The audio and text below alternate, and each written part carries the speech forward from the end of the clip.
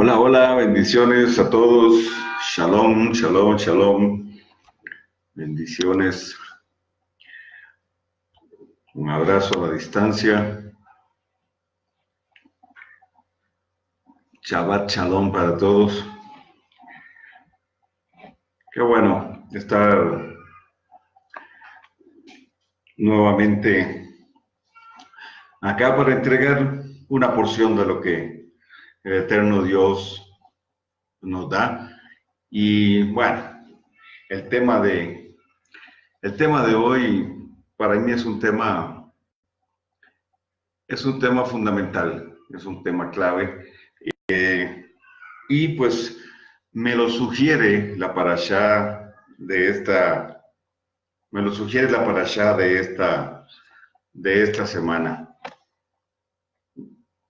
Mientras ahí van conectándose más personas, permítanme saludar porque ya al final me va a costar más saludar. Un saludo a Ana Paula Benante, Eli Correa, a los pastores Moncada, un abrazo, saludos.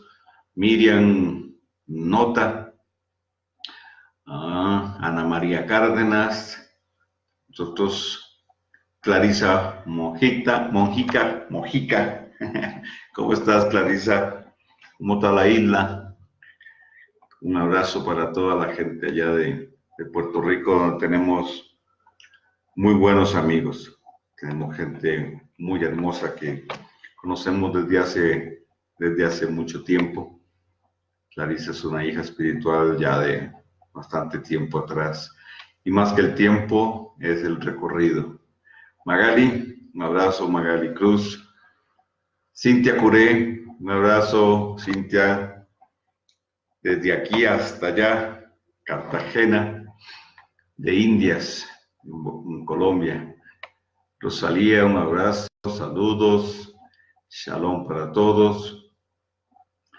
Mariano y Miriam de la Fuente, un abrazo para ustedes también.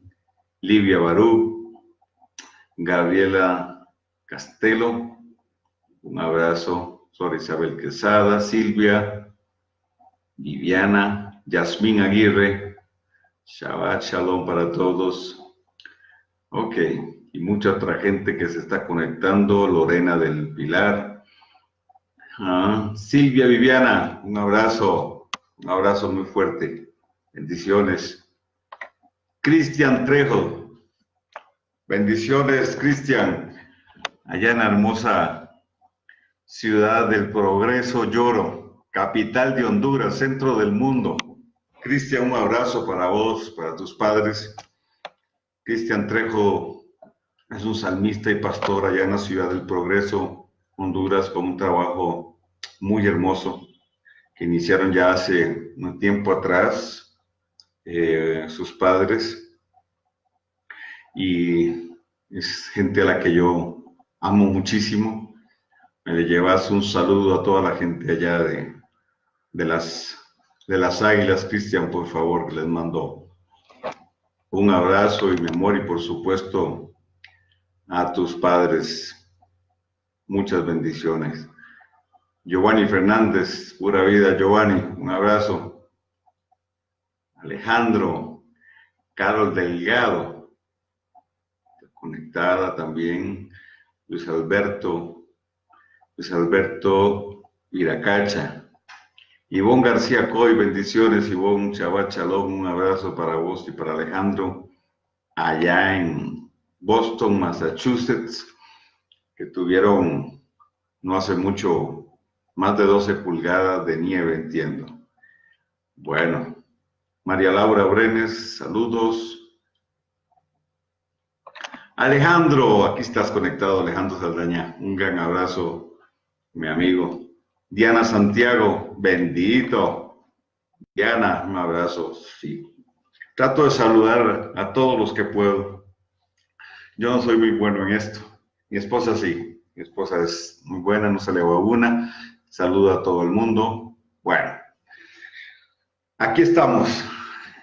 Y si alguno no saludé, perdóneme, discúlpeme, no es mi intención, pero bueno, como ustedes no padecen de rechazo, tienen clara su identidad, entonces no hay problema.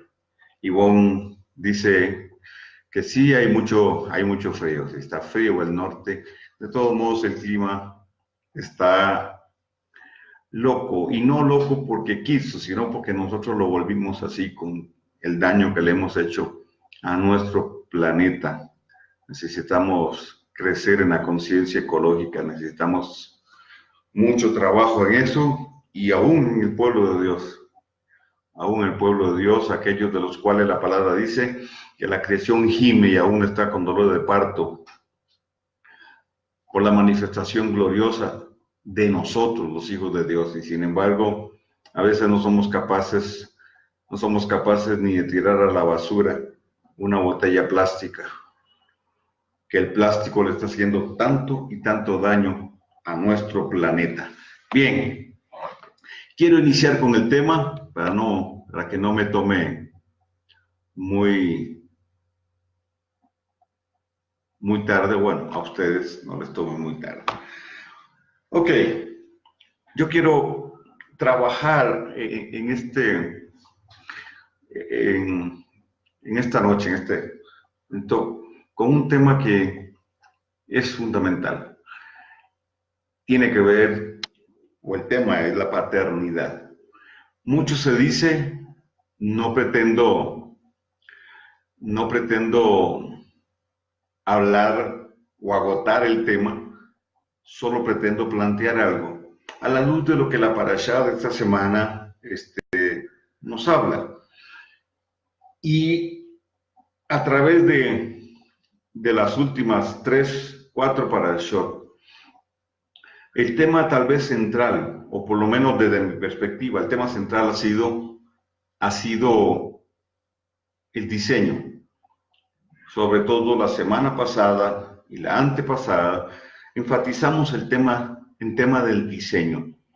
Entonces, permítame poner la base para lo que quiero desarrollar. La parashá número 23, Pekudei, de Éxodo 38, 21 a Éxodo 40, 38. Pekudei significa cuentas de. Y es la última parashá del libro de Éxodo, Shemot o nombres, y ya la semana entrante pasamos al libro de Levítico. El libro de Éxodo nos marca la salida del pueblo de Dios, del pueblo del eterno Dios de Egipto, su tránsito por el mar, por el mar Rojo, y luego la llegada al Sinaí, la entrega de la Torá, y luego el establecimiento de los diseños de Dios. O sea, Dios le entrega a Moisés los diseños del tabernáculo, o el diseño del tabernáculo. ¿Cuál era la intención de ese diseño? ¿Cuál era el objetivo principal de ese diseño? Para muchos es el sistema sacrificial. Y sí, es vital, fundamental, pero para mí hay algo más que eso. Y es la intención del Dios eterno de tener un lugar donde habitar en medio de aquel pueblo con el que se había desposado allá en el Sinaí. Recordemos que el eterno Dios, cuando entrega la Torá, es decir, cuando entrega las 2 tablas, con los lo que se llaman los 10 mandamientos, se le ha llamado los 10 mandamientos, las 10 palabras. Esto es una ketubá. La ketubá es un contrato matrimonial. Entonces, el Eterno se desposa en el Sinaí con Israel como si fuera una novia, dice, como una novia, perdón, dice Jeremías. Entonces, el Eterno Dios busca construir, o le da la orden a Moisés de construir un tabernáculo. Y ese tabernáculo iba a servir para que el Eterno estuviera, accesara, tuviera un lugar donde estar en medio de su pueblo. Obviamente, esto es una figura de lo que vendría. El Eterno diría más adelante, no habitaré más en templo hecho de manos de hombre, yo me proveeré a mí mismo un tabernáculo, hablando de Yeshua, y es a través de Yeshua entonces que el Eterno Dios puede habitar ahora en nosotros de forma permanente por su Espíritu. La semana pasada hablamos un poco de Pentecostés, hablamos de la llenura, pero hablamos de la palabra poder, y si usted pues no estuvo en la clase del viernes pasado, pues ahí puede revisar en el Facebook, ahí está la enseñanza. Ok, pero Dios le dice a Moisés, en relación al tabernáculo, que lo construya de acuerdo al diseño celestial. Eso quiere decir que lo llevó arriba a uno de los 7 cielos y le mostró el tabernáculo. Y le dijo, hazlo igual, hazlo igual. El diseño tal cual se te muestra. Entonces, la palabra diseño, que es la palabra hebrea tafnit, es la palabra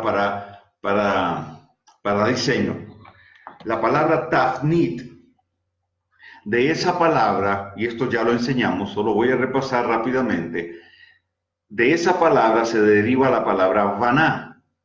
Vaná es plan de construcción. Entonces, por asociación, si yo tengo un tafnit, un diseño, necesito un plan de construcción. Si tengo un plan de construcción, necesito quien construya. Entonces, de la palabra tafnit se deriva y se relaciona la palabra baná. Pero de la palabra baná se deriva la palabra ben, que se traduce, perdón, como hijo. Pero un hijo, entonces, es un complemento con Dios. Es decir, al ser nuestro Dios un Dios de diseños, al ser nuestro Dios, como dice el apóstol Pablo, un arquitecto, y el verdadero arquitecto, no el de la masonería, Baphomet, sino el verdadero arquitecto, al ser un Dios, nuestro Dios, un arquitecto, trabaja con diseños. ¿Ok? Entonces, un tafnit, es decir, un diseño, tiene que ver con patrón, modelo, pero también nos habla de sustancia. Nos habla de sustancia. ¿Por qué nos habla de sustancia? ¿Por qué la palabra tafnit nos habla de esencia, nos habla de sustancia? Porque todo diseño que el Padre entrega, el Padre Eterno entrega, lleva su esencia, lleva su sustancia, por cuanto para poder transmitirlo, lo tiene que revelar. Entonces, toda revelación de Dios, lo primero que nos trae, más allá de una información, lo primero que nos trae es a la persona del Dios que adoramos. Es decir, en cada revelación, Dios busca revelarse a nosotros.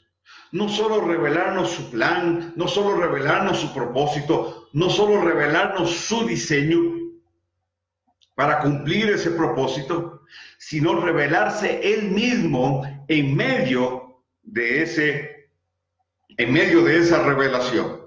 Entonces, el tema no es qué me reveló primordialmente.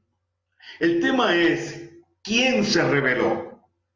Vamos, no es qué reveló, sino quién reveló. ¿Quién habló? ¿Quién dijo? ¿Quién mostró? Nuestra atención, y esa es la actitud de un adorador, está enfocada en Él primeramente, y luego entonces en lo que yo puedo y Él requiere que yo haga para Él. Primero el ser y después el hacer. En el pueblo de Dios se ha invertido el asunto por falta de identidad. Entonces, el hacer es lo más importante, no el ser. La mayoría de las prédicas van orientadas al hacer. Poder, unción, dones, y todo eso está bien. No digo que no. Pero lo que hemos visto a través del tiempo es mucha gente con vacíos enormes de paternidad. Personas que no han sido formadas ni tratadas en estas áreas. Entonces, el servicio, el hacer, se convierte en un fin en sí mismo. Entonces, la identidad, o la falta de identidad más bien, encuentra en el hacer un refuerzo, de tal manera que yo soy por lo que hago. Mi autovaloración está fundamentada en lo que hago. Por eso cuando atacan lo que hago, lo tomo de forma personal. Porque lo que están atacando mi vida, están atacando lo que soy. Nada. Antes de ser profeta, apóstol, pastor, ujier, lo que sea, somos hijos. Lo que yo hago para Dios lo puede hacer otro, pero mi lugar en el regazo del Padre no lo puede ocupar a nadie. Yo puedo mandar a otro que lleve una enseñanza donde me invitaron a mí, y por yo no poder ir, yo puedo decirle a alguien, a un hijo espiritual, por favor, anda, sustitúyeme. Pero yo no le puedo decir a otro que vaya en mi lugar a la presencia del eterno Dios, a la intimidad. Como hijos, somos irreemplazables, somos insustituibles. Entonces la identidad es clave y es fundamental. El ser está por encima del hacer. Porque lo que yo soy es lo que determina lo que hago, no lo que hago lo que determina lo que soy.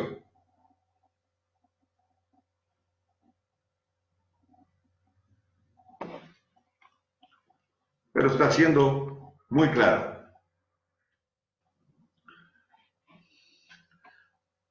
Bendiciones, Jorge Delgado. Un abrazo, un gran abrazo a la distancia. Bien, ok. Entonces,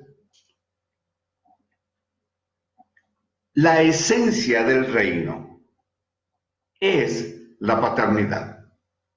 Entonces, nosotros tenemos un Dios, ¿sí? Tenemos un rey, perfecto, y lo es. Pero más que un Dios, más que un rey, más que el Dios de los ejércitos, etcétera, tenemos un Padre. Un Padre. La esencia del reino tiene que ver con paternidad. Entonces yo no puedo desligar paternidad de reino. Van ligadas. Porque lo primero que sucedió en el huerto del Edén es que Adán y Eva se desligaron. El lazo, la ligadura, el ligamen paternal se cortó. No solo perdieron los privilegios que tuvieron, que les fueron entregados como representantes del reino de los cielos acá abajo, sino que perdieron su relación con el Padre Eterno. Por tanto, su identidad fue lesionada. Y dos cosas entraron en la humanidad a través de estos primeros padres: el rechazo y el temor. Obviamente, estas dos son dos aspectos que han lesionado o lesionan la identidad. Eso quiere decir entonces que cuando yo veo el trabajo, analizo el trabajo de salvación de nuestro Dios, la obra de Yeshua busca reconciliarnos a nosotros con el Padre, con el Padre Eterno. ¿A quién envía el Padre? A su Hijo. No es un rey necesariamente enviando su embajador.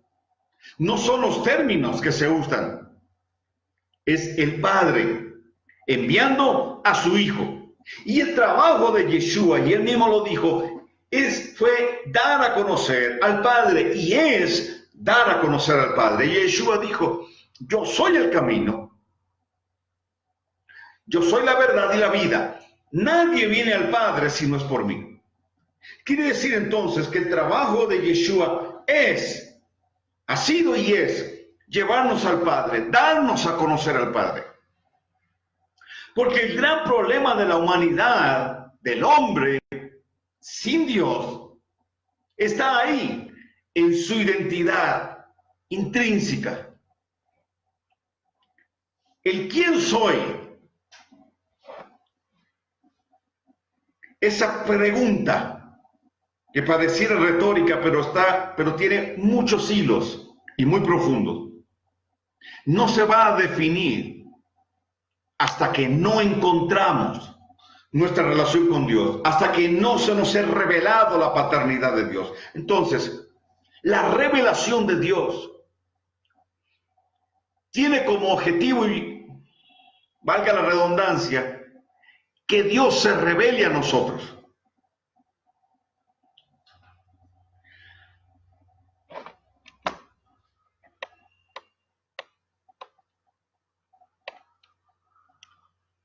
Que Dios se revele a nosotros. ¿Vamos bien? Ok. Ahora ver. Entonces, si la esencia del reino es la paternidad, el gran proyecto de Dios es el de una familia.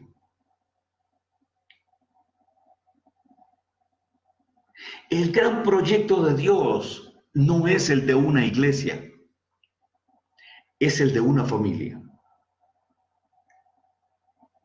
De hecho, en el Génesis, la primera palabra de toda la Torá, de toda la Escritura, Bereshit, tiene que ver con extender una tienda.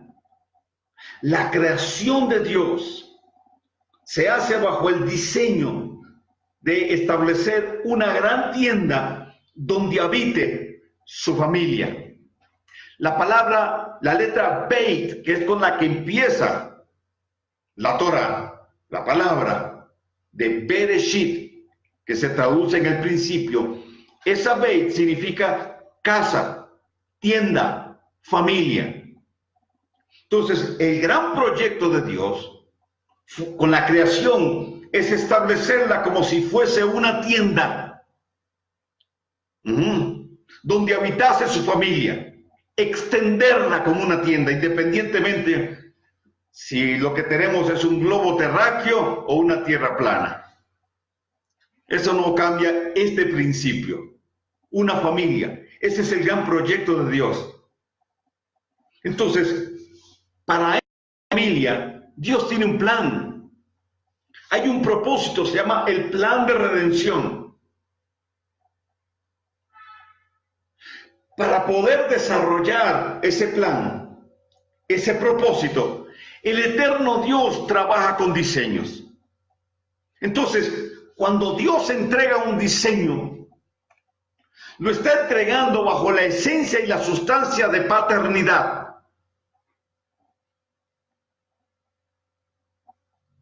Porque cuando el Eterno da amor, es amor paternal. Cuando el Eterno perdona, perdona como padre. O sea, la esencia tiene que ver con paternidad. Entonces, cuando Él entrega un diseño, Tafnit, un patrón relacionado con paternidad, un modelo, lleva una sustancia para desarrollar un plan de construcción. Pero a quienes Dios llamó a desarrollar este plan de construcción son a los Ben, es decir, a los hijos. Entonces, Dios busca hijos que desarrollen sus proyectos.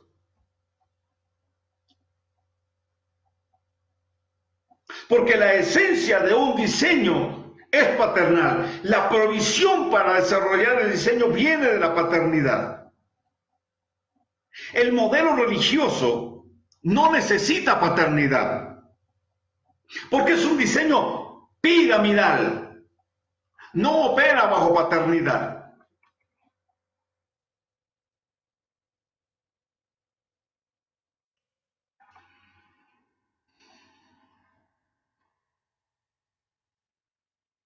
No opera bajo paternidad.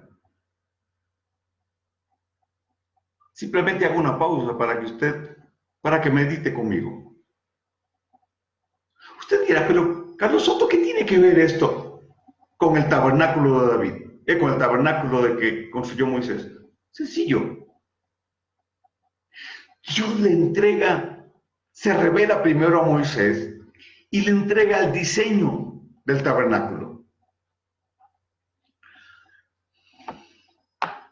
La esencia de ese diseño es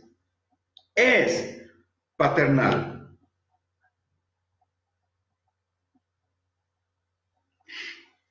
Y el Eterno mismo le dice que ese diseño es para los hijos de Israel. Para los hijos de Israel. A ver, no dijo para el pueblo, dijo para los hijos de Israel. Cuando Dios le entrega a Noé el diseño, ¿cuál es el propósito? Salvar a una familia, pero también perpetuar un linaje, la línea semita, a través de la cual vino Abraham, el pueblo de Israel, y vino Yeshua, y de la cual venimos usted y yo. Entonces el apóstol Pedro dice que nosotros somos un linaje escogido, es decir, una familia que Dios escogió desde un principio, desde antes de la fundación del mundo. Dice que usted y yo estábamos inscritos en el libro de la vida. Ya estábamos ahí. Eso dice Apocalipsis con toda claridad.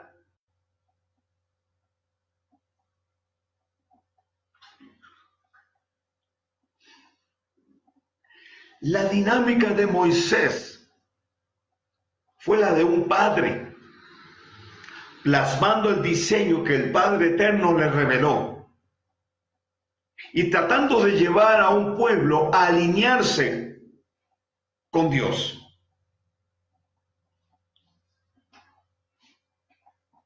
Entonces, hasta este punto donde estamos, podemos hacer una preconclusión. Dios le entrega diseños a padres. Y padres, bajo esa delegación de autoridad, usan, en el buen sentido, hijos para que desarrollen esos proyectos, para que lo puedan traspasar a otros, como un legado generacional.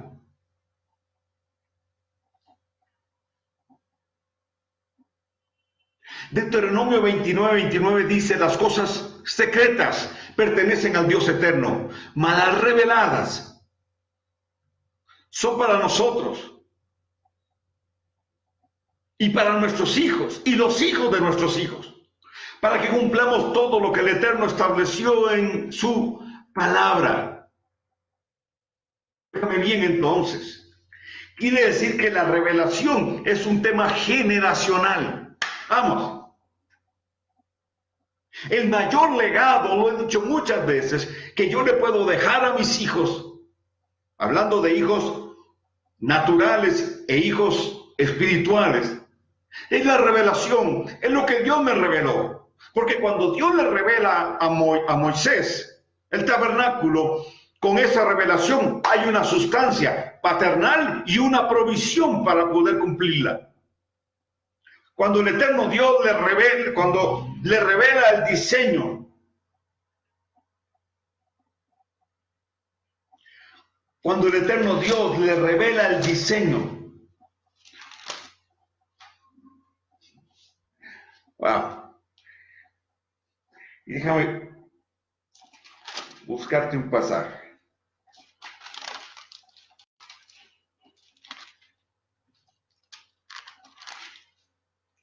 Bueno, ahorita se lo voy a leer.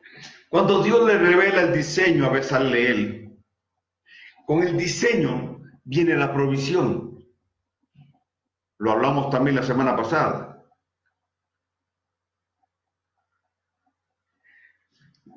Le dio Dad, revelación, Tebuná, entendimiento, comprensión, inteligencia espiritual, y Jomá, sabiduría para aplicarlo. Entonces, ponga cuidado a esto. Cuando el Eterno entrega revelación, entrega sustancia. Y esa sustancia se imparte de padre a hijo. Noé tiene la revelación de Dios y del proyecto del arca. Pero Dios no se le revela a sus hijos, ni a sus nueras, ni a su esposa. Pero todos trabajan durante 100 años para llevar a cabo el proyecto a través del diseño revelado. Vamos, no estamos hablando de 2 años ni de 20 años, estamos hablando de 100 años. Quiere decir entonces, oiga bien este principio, quiere decir entonces que el proyecto del arca se convirtió en la cultura de ellos. Pero Dios no se le reveló a los hijos, ni a las nueras, ni a su esposa. Entonces, la impartición, la esencia y la sustancia que del Padre Eterno recibió Noé, eso mismo se lo transfirió, lo impartió sobre su familia, para hacer de su familia su fuerza laboral. Vamos, era un proyecto de vida, no es religión. ¿Qué le dice el Eterno a Moisés? Trae 70 que te ayuden en el trabajo. Es decir, para establecer el diseño y caminar en el propósito, necesitas 70. Trae los 70. ¿Y qué vas a hacer? Vas a impartir de tu esencia sobre ellos. No es una prédica, no es un curso, no son 4 años de seminario teológico, es impartición de vida. La sustancia que le vino a Moisés en la revelación, eso se lo transfirió a los 70 para ser activados en una dimensión de reino para llevar a cabo el proyecto. Y dice que los 70 profetizaron como una evidencia que aquella esencia había sido transferida.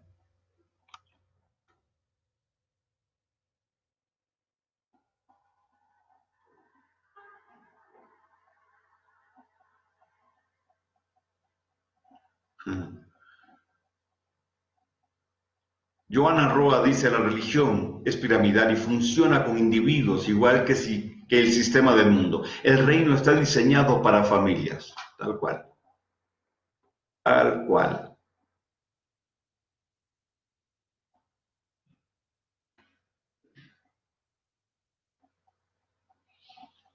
Gabriela Castelo dice, revelación es un tema generacional. Ahí está, anótelo. Anótelo. La revelación no viene para que se luzca aquel o el otro. Mira, yo creo en los dones del Espíritu. Y yo creo que Dios puede revelarte tu tipo de sangre, tu número de teléfono, tu cédula. Yo creo en todo eso. Pero la falta de formación hace que la expectativa de muchos hoy ante un profeta sea esa, nada más.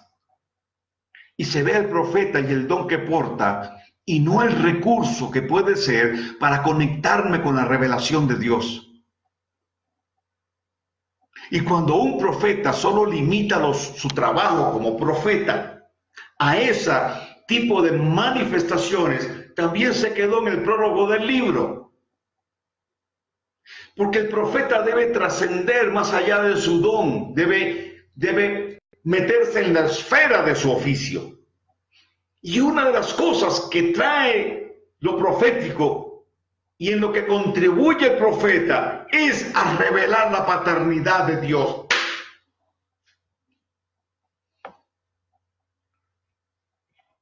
Ok. A ver si avanzo.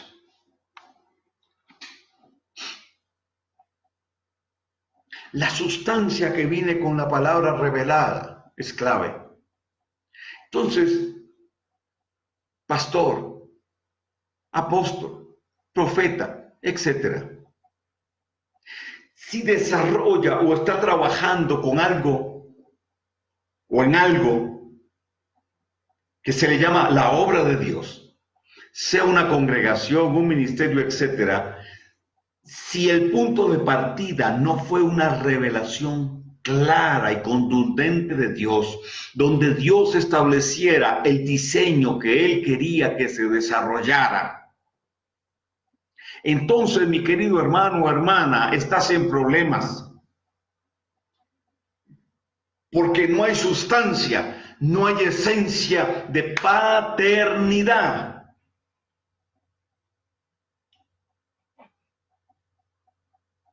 Hoy tenemos muchos padres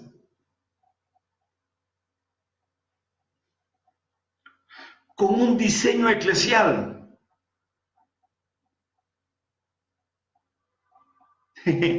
Sí, se dicen padres, le dicen a la gente que le llamen padre, piden la honra de padre, pero no tienen una sustancia revelada.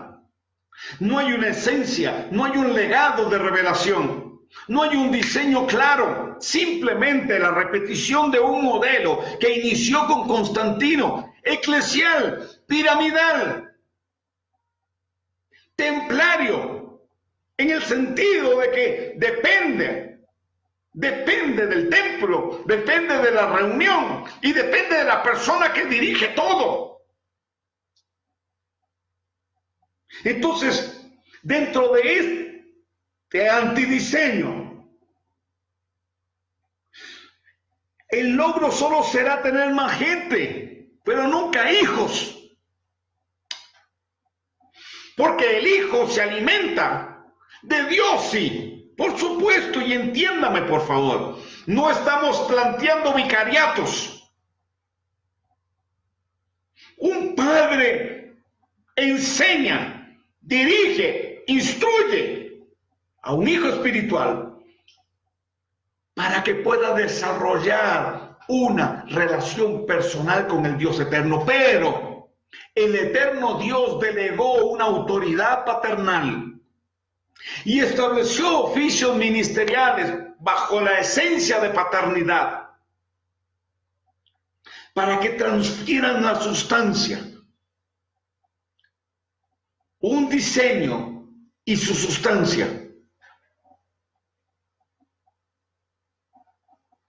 Entonces, por favor, entendamos algo. Cobertura no es sinónimo de paternidad. Porque yo estoy afiliado a un seguro. Ese seguro me da una cobertura. Estoy hablando secularmente, pero no paternidad. Entonces la palabra cobertura, revísela bien. Porque no tiene un contexto bíblico, no tiene un asidero bíblico. Y me disculpan, pero no lo hay.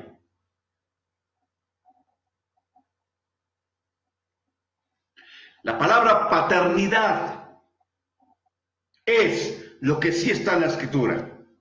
Es del diseño de Dios. Entonces, no es automático decir, yo soy apóstol, soy un padre. No, no, no, no, no. Tiene que tener la sustancia de paternidad.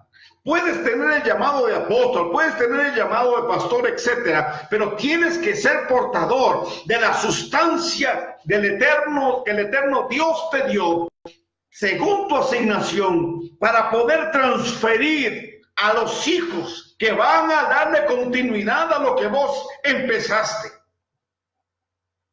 Porque para cada familia local, llamemos así, hay un proyecto. Y ahí está involucrado el diseño.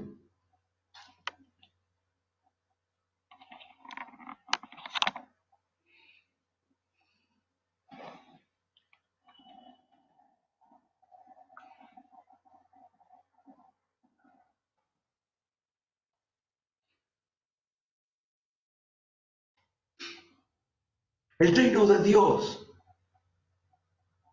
define autoridad paternal para el desarrollo de hijos que manifiesten la cultura del reino.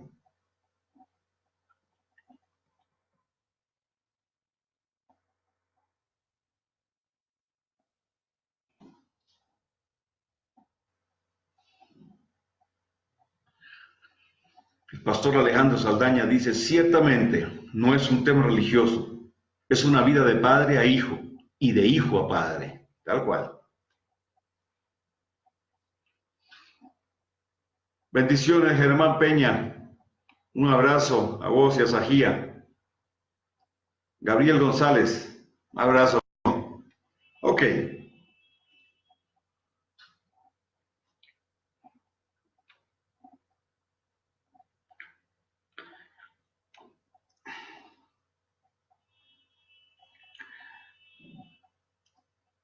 El tema no es levantar templos.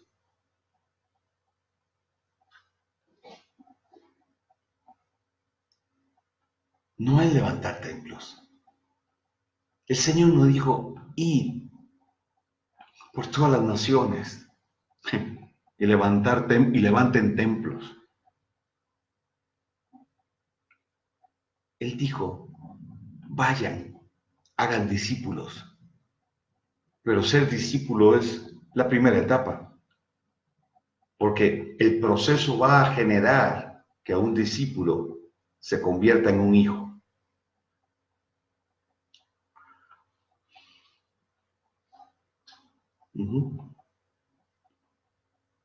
Porque cuando hay paternidad, hay representatividad.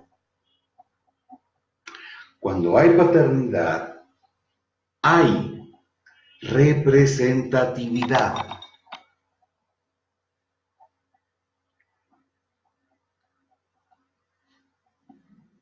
Carlos Soto, ¿de qué está hablando? En una ocasión le preguntaron a Yeshua,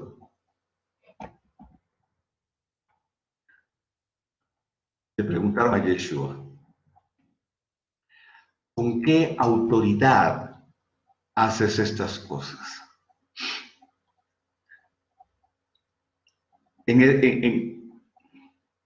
A ver, en realidad la traducción no es así. La mejor traducción sería, Ponga cuidado. Los fariseos le preguntaron, ¿quién te delegó la autoridad de qué yeshivá tú vienes? ¿Quién te autorizó para usar su nombre?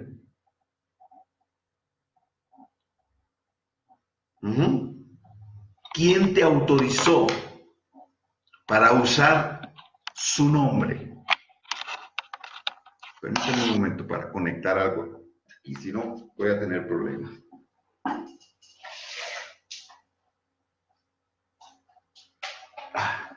No me fui, aquí estoy. ¿Quién te autorizó? Déjeme rápidamente hablarle de este contexto. La primera escuela en la cultura hebrea, la primera escuela era la casa.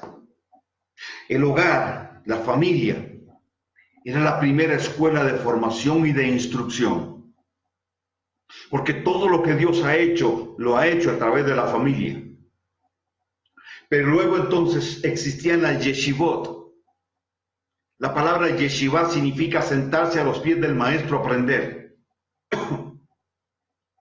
Por eso los discípulos se sentaban en el suelo y Yeshua se sentaba como una especie de taburete quedando un poquito más alto que ellos, sentarse a los pies del maestro.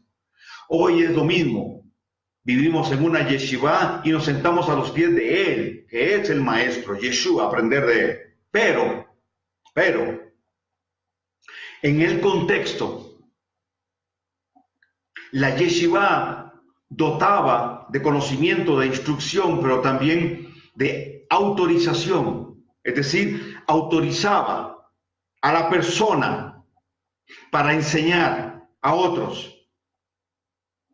Porque se entendía entonces que esa persona había sido instruida, había vivido procesos de instrucción, de formación, etc. Entonces, Pablo saca sus credenciales y dice, yo estudié con Gamaliel nada más y nada menos. ¿Por qué? Porque la yeshiva, el maestro, director de la yeshiva, no solo enseñaba, sino que generaba paternidad, porque es el principio. Por eso Pablo habla de, les engendré en mis prisiones. Pablo habla de paternidad. Entonces, quien era aceptado como un talmid, como un alumno, cedía autoridad, derechos de formación, legalidad, para que aquel no solo le enseñara Torá, sino que le enseñara a vivir la Torá. Cuando este talmid alcanzaba madurez y era enviado a enseñar a otros, su referencia, su marco de referencia era el maestro que lo había instruido.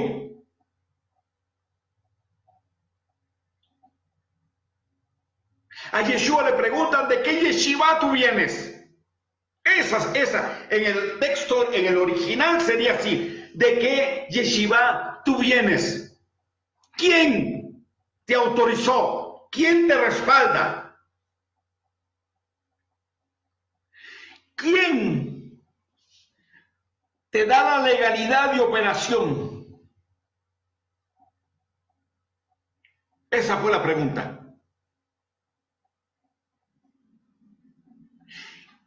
¿Quién te instruyó y quién te autorizó para usar su nombre? Bueno, no tengo tiempo para entrar en el tema, pero creo que con esta sencilla explicación, usted entiende entonces por qué razón, o una de las razones por las cuales Yeshua nos dio su nombre. Porque estamos en su yeshiva. Nos autorizó. Entonces nosotros decimos, en el nombre de Yeshua, vengo en su nombre. Él me autorizó. Estoy en su yeshiva. Soy su discípulo. Estoy estudiando Torah y estoy procurando que la Torah impregne mi vida. ¿Entiende? Entonces cuando Yeshua asciende después de resucitar y lleva cautiva la cautividad, Efesios 4, dice que él dio dones a los hombres, que estableció 5 oficios, delegó su autoridad. Delegó autoridad paternal, por tanto, la esencia de todo ministerio, de operación de todo ministerio, tiene que ver con la sustancia de la paternidad. Eso es lo que establece legalidad, porque cualquiera se puede llamar apóstol, cualquiera se puede llamar profeta, pero no todos tienen la esencia de padres, porque si está la esencia de paternidad es porque hay una representatividad y hubo algo delegado del cielo.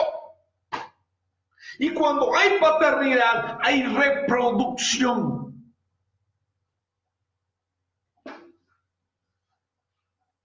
Moisés se reprodujo en 70. Bezaleel pudo trabajar con los diseños de Dios por causa de esa impartición y tiene que ver con paternidad.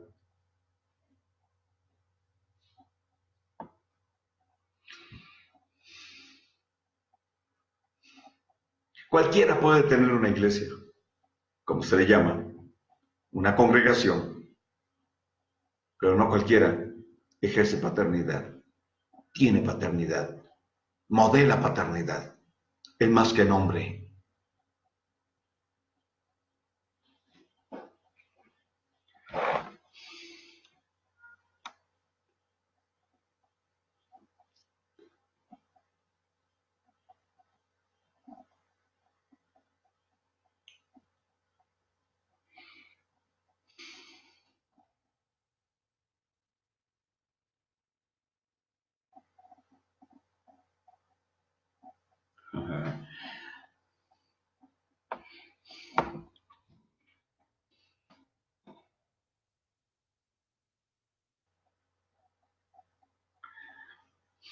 Estoy leyendo los comentarios mientras usted medita en lo que le estoy diciendo.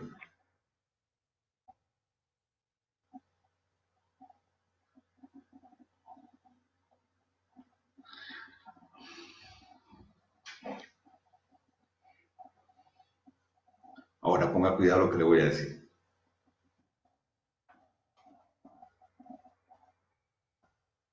Todo padre espiritual tiene un carruaje. Y por amor de Dios,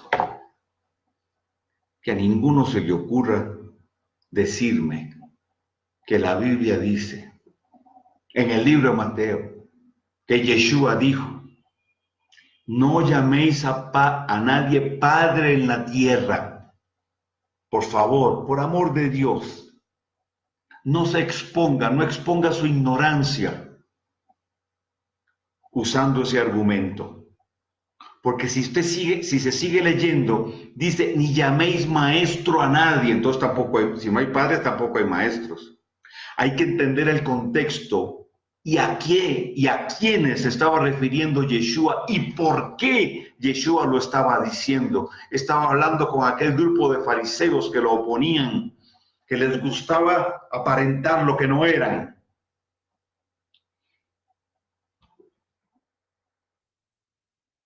Un padre es un carruaje. Es un carruaje. ¿Cómo, Carlos Soto? Un carruaje.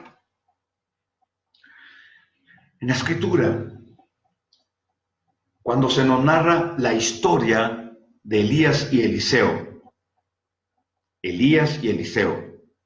dice la Escritura que Elías fue a buscar a Eliseo.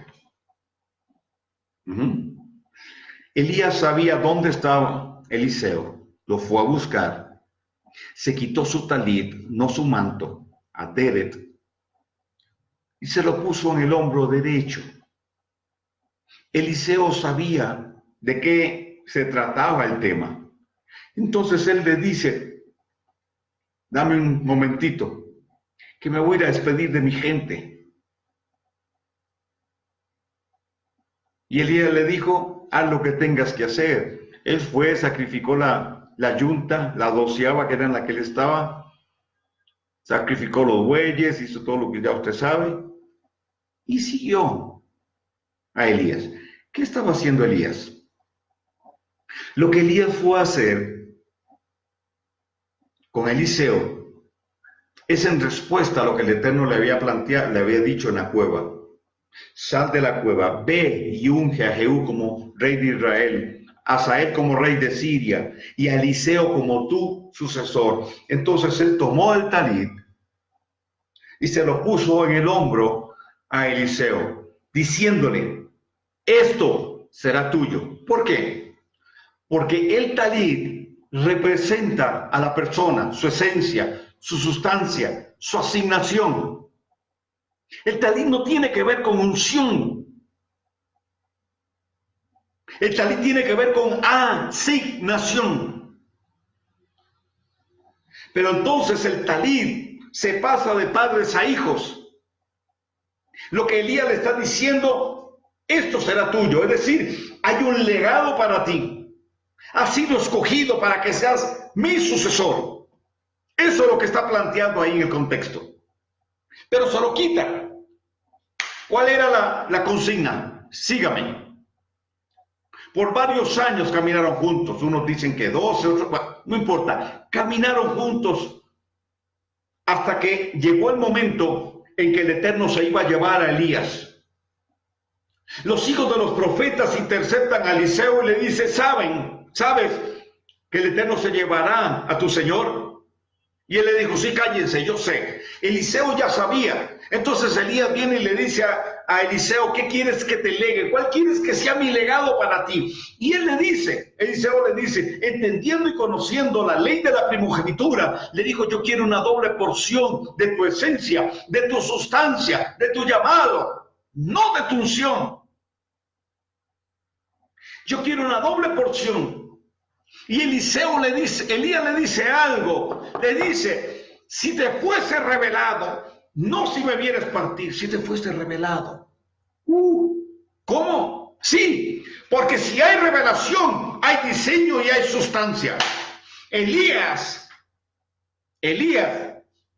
condiciona la transferencia del legado a una revelación. Y la sustancia que esa revelación contiene. El diseño que está implícito en esa revelación. No es recibir un seminario y ya estoy listo.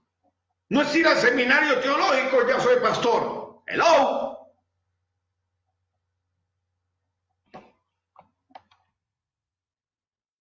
Tiene que haber revelación. Tiene que haber sustancia.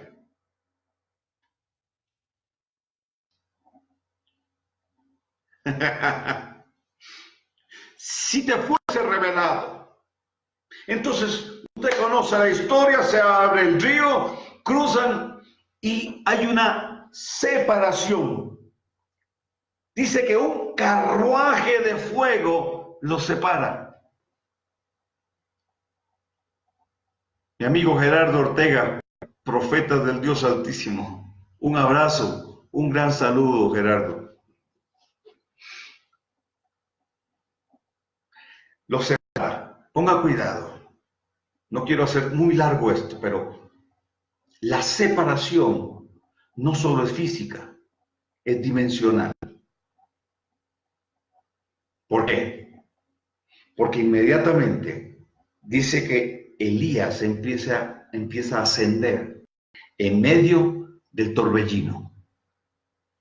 Eliseo pidió una doble porción. Le iba a ser entregada si él tenía revelación. Si hay revelación, hay legado. Y si hay legado, hay reproducción. Y la multiplicación es legítima. Entonces, Eliseo sale de su dimensión, da unos cuantos pasos y se coloca debajo del torbellino. Y ve a su padre espiritual ascendiendo. Inmediatamente la revelación de Dios eterno viene sobre él, porque la asignación era de Dios sobre él, no de Elías sobre él. Entonces la revelación del Padre viene sobre su vida y él declara, él proclama: Padre mío, Elías, carro de Israel y su fuerza conductora. Vamos, son unas cuantas palabras, pero llenas de una esencia y una sustancia extraordinaria. ¿Por qué? Porque ahí entonces Eliseo entiende.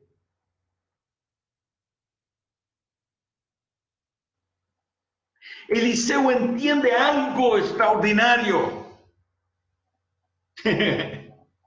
No solo que aquel que está ascendiendo es su padre espiritual, sino entiende el propósito, entiende la idea.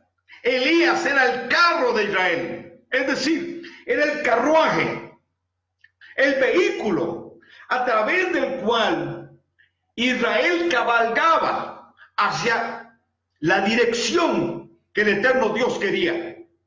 Elías era el carruaje de Dios para guiar al pueblo en el propósito y cuidar de que el diseño fuera el correcto.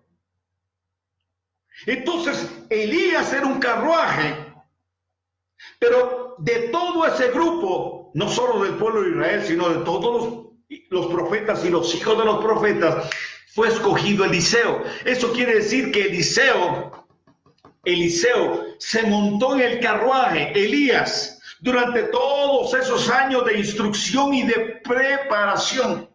Y ahora al final él dice: Padre mío, tú eres el carro de Israel, tú eres el que guía a Israel. Y yo he estado montado en ese carruaje en un lugar de privilegio, porque ahora yo soy tu sucesor. Cuando Elías oye aquello, deja caer su talí.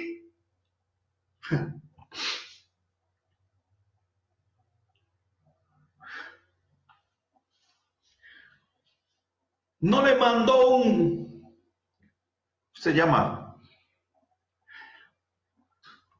pergamino con un título. Su talit, su esencia representaba ese talit, la esencia de Elías. Ahora él, Eliseo, como el primogénito de Elías, tiene una doble porción, y así lo demostró. Ponga cuidado a esto. La palabra cabalgar es la palabra rakaf.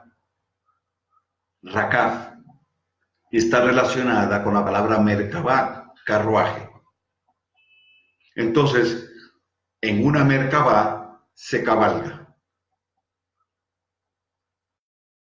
El Salmo 68:4 dice que el eterno Dios cabalga sobre los cielos. Rakaf. ¿Qué es rakaf?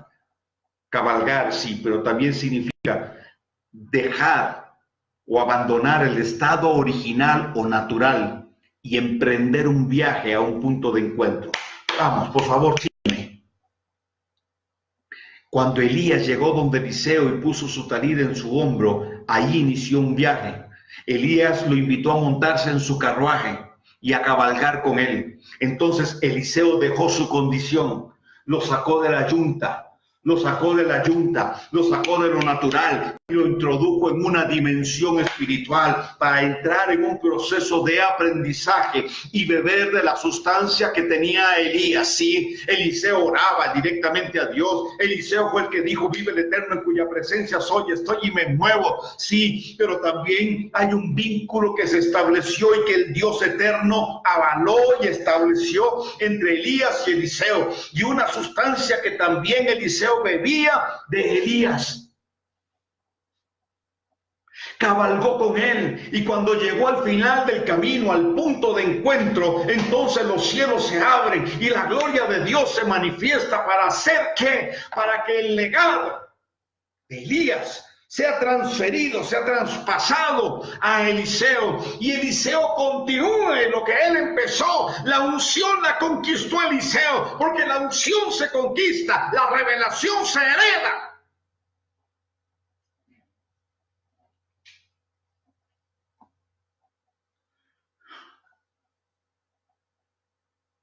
Entonces un padre espiritual te tomará en su carro, te sacará de una dimensión natural de la yunta de bueyes y te pondrá en una dimensión y en perspectiva de lo que el eterno Dios quiere. Te impartirá la esencia y la sustancia para que continúe lo que el eterno le entregó a él.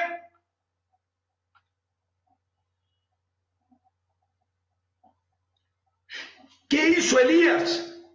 Cabalgó con Eliseo, cabalgaron juntos y lo llevó a la puerta de la herencia. Un padre espiritual te llevará a la puerta de la herencia si cabalgas con él.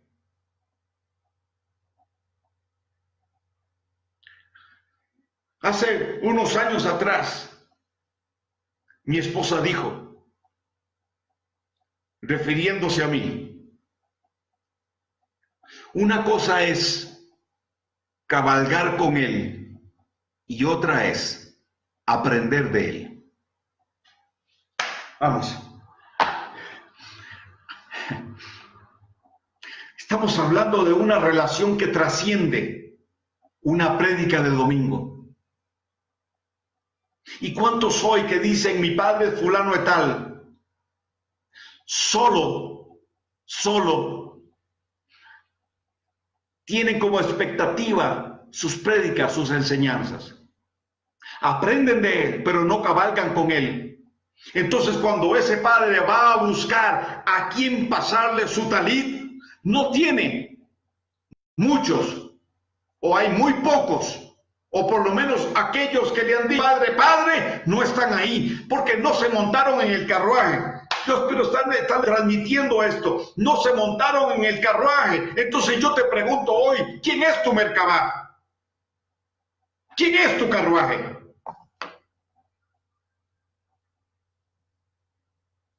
Conozco gente que habla de las raíces hebreas. ¡Wow! Y que hay que volver a las raíces hebreas. Y se convirtieron en ratones de biblioteca.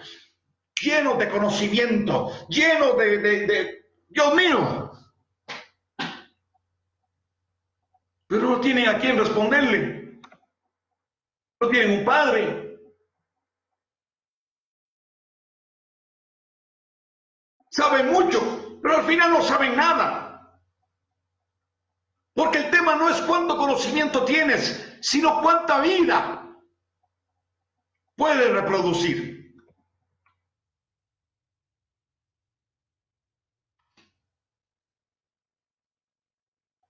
Entonces critican a medio mundo y entonces... Pero no, un principio tan básico de las raíces hebreas no lo cumplen, no tienen yeshiva, no tienen un padre, no tienen un mentor. La palabra no es muy correcta, pero bueno. No tienen quien los instruya. ¿De dónde se nutren? Su mente está inflada de conocimiento, pero están secos. No tienen que dar, solo dan letra vacía.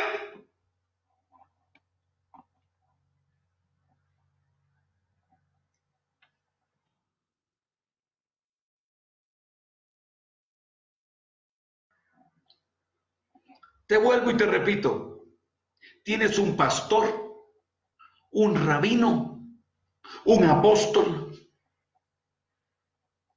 o tienes una Merkabah y un padre.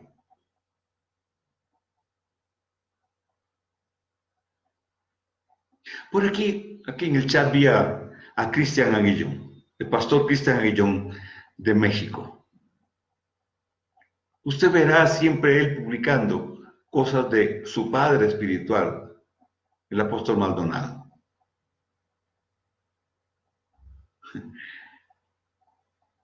Y lo han criticado. Lo han criticado, lo critican. Le dicen, bueno, un poco de cosas por eso que él hace. Pero es un hijo que está orgulloso de su padre, que honra a su padre espiritual y que hace su gran esfuerzo por cabalgar con él. Estamos hablando de una relación que trasciende un templo. El templo es el medio, no es el fin. ¿Cuál es el diseño que vamos a desarrollar? ¿Cuál es el diseño de Dios que le entregó a este apóstol para desarrollarlo con sus hijos? Porque al final,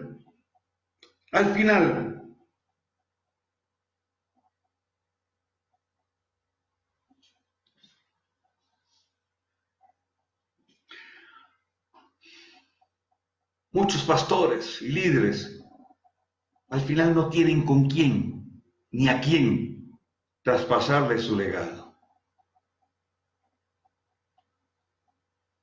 Tuvieron mucha gente, pero no tuvieron hijos. Solo feligreses. Porque un templo no es un diseño. Óigame bien.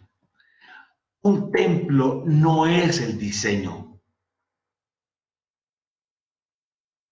El templo es como el arca. Es un medio para, en ese sentido. Entonces, en la mentalidad tradicional,